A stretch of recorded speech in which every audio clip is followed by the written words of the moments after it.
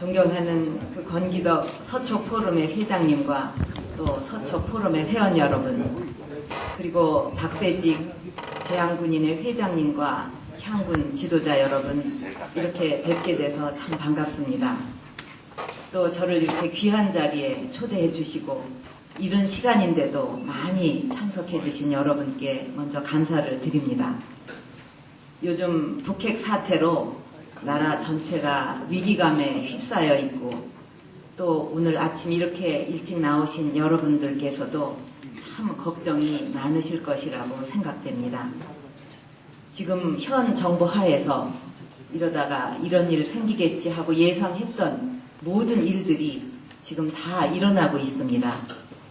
저는 오늘 아침 여러분을 뵙고 어떤 말씀을 드릴까 이렇게 준비를 하다가 문득 지난 1968년 1월 21일 밤이 떠올랐습니다. 여러분도 기억하시겠지만 그날은 북한의 무장간첩 31명이 바로 청와대 앞까지 침투해 들어왔던 날입니다.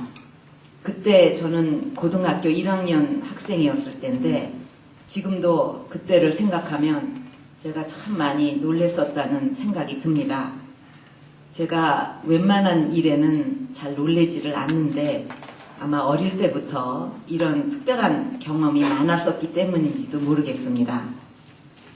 제가 1.21 사태를 떠올렸던 이유는 1968년도에는 무장 간첩이 청와대 앞까지 왔지만 지금은 북한의 핵 위협이 우리 국민 모두의 집 앞까지 와 있기 때문입니다. 여러분, 그동안 우리는 국민들의 피땀 어린 세금으로 국방력을 키워왔습니다. 그러나 이것이 북한의 핵무기로 인해서 남북한의 군사적 균형이 무너지고 말았습니다. 핵무기를 가진 북한에게 우리의 어떠한 군사 억지력도 소용이 없게 됩니다. 이 정권 주장대로 자주국방을 위해서 621조라는 천문학적인 혈세를 퍼붓는다 하더라도 북한의 핵무기 앞에서는 아무 소용이 없게 됩니다. 그리고 핵위기는 우리 생명의 문제일 뿐 아니라 우리 경제의 문제이기도 합니다. 북한의 핵위협은 이 핵무기로 인해서 우리 경제에 큰 타격을 줄 것입니다. 아무리 좋은 설계 도면을 갖고 있더라도 지진으로 흔들리는 땅 위에서 집을 지을 수가 없듯이 안보가 흔들리면 경제도 바로 설 수가 없는 거 아니겠습니까? 북한 핵무기가 언제 이 땅에 떨어질지 모르는데 외국 자본이든 국내 자본이든 누가 과연 투자를 하겠습니까? 외교와 안보가 튼튼하지 않으면 경제는 꿈도 꿀 수가 없습니다.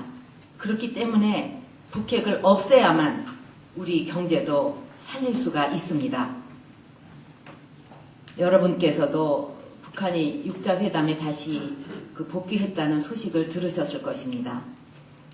이제라도 복귀한 것은 다행한 일이긴 합니다만 이번 육자회담은 그동안의 육자회담과는 완전히 달라야 할 것입니다. 단지 회담을 위한 그 회담이 아니라 북한의 핵과 핵 프로그램을 완전히 폐기하는 그런 실질적인 회담이 되어야 할 것입니다. 핵실험 강행으로 우리는 북한의 의도를 명백하게 보았습니다. 이 정권은 북한의 핵개발이 핵무기 보유를 위한 것이 아니라 대미 협상용이라고 주장을 해왔지만 북한의 목표는 결국 핵무장인 것입니다. 북한은 과거 북미 간의 양자회담 그리고 제네바 합의 후에도 핵개발을 했고 또 남북 정상회담을 할 때도 핵개발을 계속해 왔습니다. 또 육자회담에서 핵 프로그램을 폐기하겠다고 약속하고도 또 핵개발을 계속했습니다. 90년대 초반 이후에 우리 대북정책의 최우선 과제는 뭐니 해도 북한의 핵개발을 막는 것이었습니다. 그런 점에서 볼 때 지난 10수년간 추진해온 대북정책은 완전히 실패로 끝난 것입니다. 이제 책임있는 정권이라면 당연히 무엇이 잘못되어 있는지 반성하고 새로운 해결책을 찾아야 할 것입니다. 그런데 이 정권은 지금 어떻게 하고 있습니까? 핵실험이 터진 날에는 북한이 핵실험을 한 마당에 아무 일도 없었던 것처럼 넘어갈 수는 없다고 하더니 그거는 단 하루뿐이었고 다음 날부터는 포용 정책을 계속해야 된다는 소리를 무슨 주문처럼 외우고 있습니다. 또 유엔 안보리의 대북 제재를 성실히 이행하겠다고 하더니만 이내 유엔에 우리 운명을 맡길 수는 없다고 말하고 있습니다. 개성공단과 금강산 관광을 중단하면 당장 무슨 큰일이나 날 것 같이 국민을 호도하고 있습니다. 도대체 이 정부는 핵을 가진 북한과 적당히 타협하면서 살겠다는 것인지 아니면 북핵을 반드시 폐기시키고 한반도의 비핵화를 실천하겠다는 건지 도대체 알 수가 없습니다. 말로만 그동안 북한 핵을 반대한다고 했지 실제로 그것을 막기 위해서 제대로 한 일이 하나도 없습니다. 오히려 북한 핵 개발은 일리가 있다 이런 말을 하면서 사실상 이것을 방조해왔고 국제사회와의 공조만을 흐트러뜨렸습니다. 이렇게 지금 위급한 상황인데도 이 모든 것에 가장 큰 책임을 지고 앞장서서 일을 해야 될 정부 여당의 최대 화두는 우습게도 정계 개편입니다. 지금 정계 개편을 이야기할 때입니까? 국민의 생명과 재산은 안중에도 없고 오직 정권 연장만을 생각하는 것을 볼 때 어떻게 우리 국민을 이렇게 우습게 볼 수 있는지 정말 기가 막힐 뿐입니다. 지금 논의되는 것은 사실 정계 개편이 아니라 정계 개편이라는 말은 이런 때 쓰는 게 아니라고 봅니다. 국민의 신뢰를 완전히 잃은 여당이 이제 견디다 못해서 할 수 없이 문을 닫는 것일 뿐입니다. 정계 개편이 그들 주장대로 정말 국가와 민족을 위한 거라면 현 정부와 열린우리당에 속해 있던 사람들은 정계 개편에서 빠져야 됩니다. 그래야 국민들로부터 그나마 순수성을 인정받지 않겠습니까? 북한이 그동안 어떻게 핵 개발을 계속 강행할 수 있었겠습니까? 우리 정부가 너무나 잘못 대응했기 때문에 북한이 핵 개발을 계속할 수 있었던 것입니다. 입장을 바꿔서 우리가 여러분이 북한 지도부라도 아마 이런 그 정부 상대라면 핵 개발 계속했을 것입니다. 왜냐하면 핵 개발을 계속해도 이룰 것이 하나도 없고 오히려 협상력만 더 커진다면 핵 개발을 계속하는 것이 더 합리적이지 않겠습니까? 북한의 핵 개발은 이 핵실험 한 번만으로 끝나는 것이 아니라 지금도 현재 진행형입니다. 지금 이 순간에도 북한은 그 원자로를 가동하고 있고 또 폐연로봉에서 플루토늄을 뽑아내서 더 많은 핵무기, 핵폭탄을 만드는 것은 시간 문제라고 봅니다. 핵탄두를 더 작게 만들고 핵을 실을 미사일 개발도 계속하고 있습니다. 시간이 갈수록 북한 핵무기는 더 확대되고 더 정교하게 될 것입니다. 북한이 앞으로 10개, 20개, 30개의 핵폭탄을 만드는 것을 우리가 그냥 가만히 앉아서 지켜만 보고 있을 수는 없습니다. 그러면 우리가 어떻게 해야 되겠습니까? 저는 우리의 출발선은 분명하다고 생각합니다. 북한의 핵은 결코 용납할 수 없다. 북한의 모든 핵무기와 핵 프로그램은 반드시 없애야 된다. 북한이 핵을 포기하지 않는 한 남북관계는 한 발자국도 앞으로 나아갈 수 없다는 단호함, 이것이 바로 우리의 출발선인 것입니다. 아무리 시간이 걸리고 비용이 든다 할지라도 그런 단호함과 결연함으로 행동해야만 북핵 문제도 해결되고 남북관계도 정상화될 수 있을 것입니다. 저는 북핵 문제 해결을 위해서도 그렇고 또 대북 포용 정책의 성공을 위해서도 이런 단호함이 중요하다고 생각합니다. 역사적으로 레이건 대통령의 단호함이 결국 소련을 대화의 장으로 나오게 만들었습니다. 또 닉슨 대통령은 안보에 대해서 누구보다 단호했기 때문에 그때 그런 말이 있었습니다. 닉슨이었기 때문에 중공에 갈 수 있었다.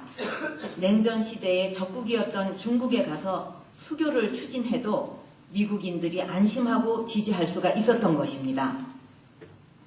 정부가 우리 안보에 대해서는 한치의 물러섬이 없이 단호하게 대응해야만 국민도 정부를 믿고 안심할 수가 있고 또 상대방도 그 부분에 대해서는 선을 넘지 않을 것입니다. 저는 우리 정부가 이제라도 지킬 것은 확실히 지키는 단호함을 보여주어야만 북핵 문제를 해결할 수 있고 또 남북관계도 실질적으로 발전시킬 수가 있고 한반도의 평화체제를 만들어낼 수 있다고 생각합니다. 여러분께서는 어떻게 생각하십니까?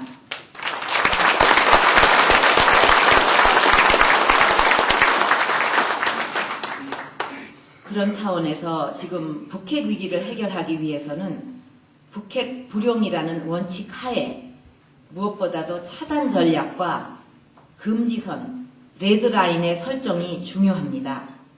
이미 국제사회는 유엔 안보리 결의를 통해서 북한의 대량 살상무기 개발에 대해서 전면 차단에 들어갔습니다. 북한의 핵과 미사일 개발에 직간접적으로 사용될 수 있는 돈, 물자, 기술은 완전히 차단되어야 됩니다. 우리는 그 안보리 결의에 적극적으로 동참해야 될 뿐만 아니라 우리 스스로 할 수 있는 모든 조치를 해야만 됩니다. 또 북한의 현금을 제공하는 각종 사업은 당연히 중단돼야 합니다. 대량 살상무기 확산 방지를 위해서 이미 75개국이 참여하고 있는 PSI에도 우리는 적극 참여해야 됩니다. 그렇게 해야만 북한의 핵개발이 더 진행되는 것을 막을 수가 있습니다. 이런 차단 전략에 대해서 그럼 전쟁을 하자는 것이냐 이런 식으로 말하는 사람들이 있는데 사실은 그 정반대라고 할 수가 있습니다. 더 늦기 전에 여기서 미연에 막아야 전쟁을 방지할 수 있는 것이지 계속 그냥 어물쩡하면서 놔뒀다가는 정말 나중에 돌이킬 수 없는 상황에 빠지게 될 것입니다. 그리고 이 레드라인, 금지선을 분명하게 그어서 북한으로 하여금 금지된 행동은 못하도록 억제하는 전략, 이것도 반드시 필요합니다. 이 레드라인이 그저 엄포에 그쳐서는 아무런 소용이 없을 것입니다. 지금까지 우리는 북한 핵을 용납하지 않겠다 이런 엄포만 놓았지 실제로 핵실험을 강행할 때 어떤 일이 일어날지에 대해서 분명하게 경고하지도 않았고 또 그런 경고를 실천할 의지도 없었습니다. 그런 레드라인이 없었던 것은 미국을 포함한 국제사회에도 잘못이 있었습니다. 북한의 핵개발 과정에서 금지선은 그 어디에도 없었습니다. 북한은 이 점을 눈치채고서 핵도발을 계속했고 결국은 핵실험까지 하게 된 것입니다. 레드라인 전략을 제대로 하려면 북한이 금지된 행동을 하면 자신에게 어떤 비참한 결과가 오는지 분명히 깨닫도록 해야 됩니다. 그래야만 북한이 금지된 행동을 감히 못할 것입니다. 앞으로 북한이 추가 핵실험을 한다든지 플루토늄을 재추출하고 또 미사일 실험 발사 또 핵물질 수출 등 이런 예상되는 도발을 막으려면 이 금지선이 반드시 필요합니다. 결연한 의지 또 유사시에는 결코 용납하지 않겠다는 각오가 필요합니다. 그렇게 하지 않으면 우리는 핵 위협을 꺾을 수도 없고 또 핵을 없애는 일도 불가능할 것입니다. 그러나 우리가 결코 포기할 수 없는 또 하나의 길이 있다면 그것은 협상입니다. 협상을 통한 외교적 해결의 가능성이 조금이라도 있다면 거기에 최선을 다해야 합니다. 북한이 아무리 큰 소리를 쳐도 사실 식량과 에너지 지원이 없으면 살 수가 없습니다.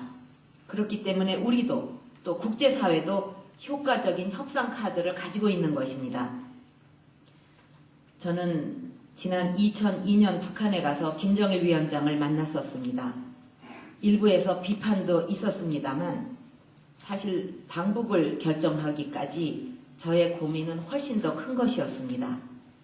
제 어머니께서는 북한의 사주를 받은 사람의 총탄에 돌아가셨지만 이런 개인적인 아픔보다는 한반도의 평화가 꼭 정착되어야 된다는 생각으로 또 저와 같은 아픔을 겪는 사람이 더 생겨서는 안 된다는 생각으로 남북한이 신뢰를 쌓고 공동 발전해야 된다는 이런 화두로 김정일 위원장을 만나서 또 실제 많은 얘기를 했습니다. 당시 저는 김정일 위원장에게 국군 포로 생사 확인 문제와 또 이산 가족들의 상설 면회소 설치 그리고 그 당시 가장 큰 현안이었던 금강산댐 공동조사 이런 것들을 제안했고 흔쾌히 합의를 이끌어냈습니다. 국군 포로 문제는 그전까지 북한이 국군 포로 없다 그 자체를 부인했었는데 저와 김정일 위원장 합의 이후에 남북 적십자 회담이 열렸을 때 오히려 북한이 먼저 국군 포로 생사 확인을 하겠다고 이렇게 제기를 해서 우리 측을 놀라게 했었습니다. 그 당시 저는 제대로만 한다면 한반도의 평화 정착도 충분히 가능하다고 확신했습니다. 2002년 북한을 방문했을 때 저의 생각과 자세는 지금도 변함이 없습니다.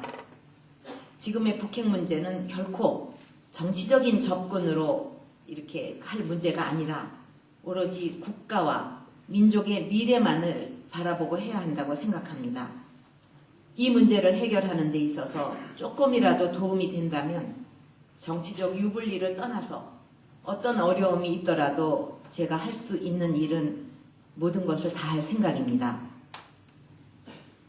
북핵 위기를 해결하기 위한 이런 전략들이 효과적으로 구사가 되려면 무엇보다도 국제공조, 특히 한미동맹이 필수적입니다. 한미공조가 필수적입니다. 우리 혼자만으로는 북한 핵도발을 효과적으로 막기에는 힘이 부족한 것이 엄연한 현실입니다. 과거 한반도는 미국과 소련이라는 두 초대 강국이 수천 개의 핵무기로 대치하는 그런 냉전의 최전방이었습니다. 냉전시대 핵위협을 우리는 한미동맹을 통해서 극복할 수 있었습니다. 지금 한반도가 다시 핵위협에 직면하고 있지만 과거 소련의 핵위협도 극복했던 한미동맹이 지금 북한의 핵위협을 이겨내지 못할 이유가 없습니다. 그러나 문제는 바로 한미동맹입니다. 이 정권 출범 이후에 지난 반세기 넘게 우리의 평화와 번영을 지켜온 한미동맹이 해체되고 있습니다. 물론 한미동맹은 시대 변화에 맞게 변화될 수 있습니다. 문제는 한미동맹의 미래에 대한 아무런 비전도 없이 동맹이 해체되기만 한다는 점입니다. 마치 새 집을 어떻게 짓겠다는 설계도도 없이 지금 살고 있는 집을 허물기부터 시작하는 셈입니다. 지금 전시작전 통제권과 한미연합사 해체 문제만 해도 정말 안타깝습니다. 저는 지난 9월 유럽을 방문했는데 그때 나토 사령부에 가서 그곳 책임자들과 많은 이야기를 나누었습니다. 그분들 이야기가 한국은 1950년 6월 26일부터 세계 최고의 안전보장을 미국으로부터 받고 있지 않느냐 이렇게 말을 하면서 안보는 혼자서 담당하는 것보다 큰 틀의 안보체제가 훨씬 효율적이라고 조언해 주었습니다. 그런데 지금 우리는 바로 그 한미연합사를 해체하려고 하고 있는 것입니다. 도대체 왜, 무엇을 위해서 그렇게 한단 말입니까? 이대로 간다면 그건 결국 한미동맹의 해체로 이어질 뿐이고 북핵 문제 해결도 기대할 수 없을 것입니다. 저는 현 정권이 우리 국익에 돌이킬 수 없는 피해를 주는 이 동맹 해체 작업을 즉시 중단해야 한다고 생각합니다.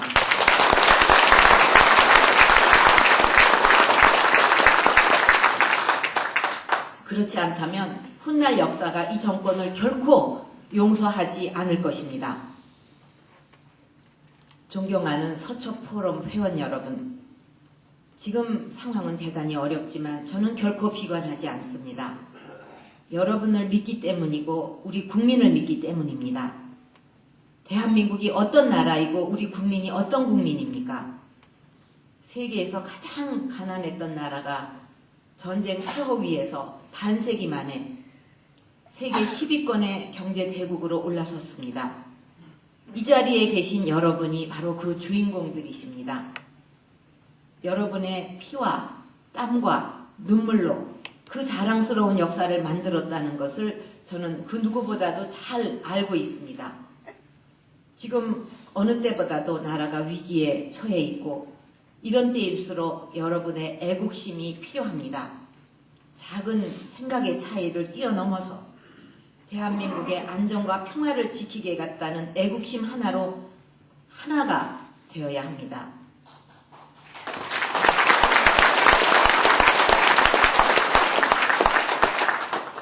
하나로 뭉친 우리의 결연한 의지를 바탕으로 효과적인 전략과 긴밀한 국제 공조를 통해서 이 위기를 극복해내야 합니다.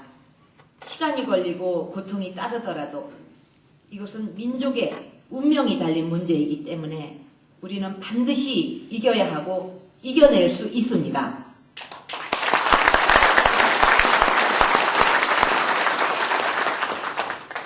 아직 이 정권의 임기가 1년 3개월 남았습니다.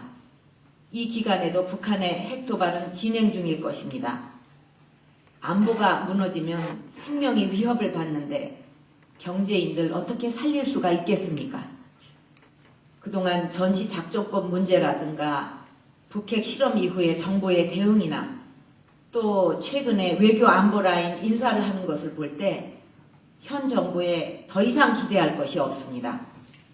이제는 포기하고 내년 12월 대통령 선거에서 우리는 나라와 민족의 운명을 건 역사적인 선택을 해야 합니다.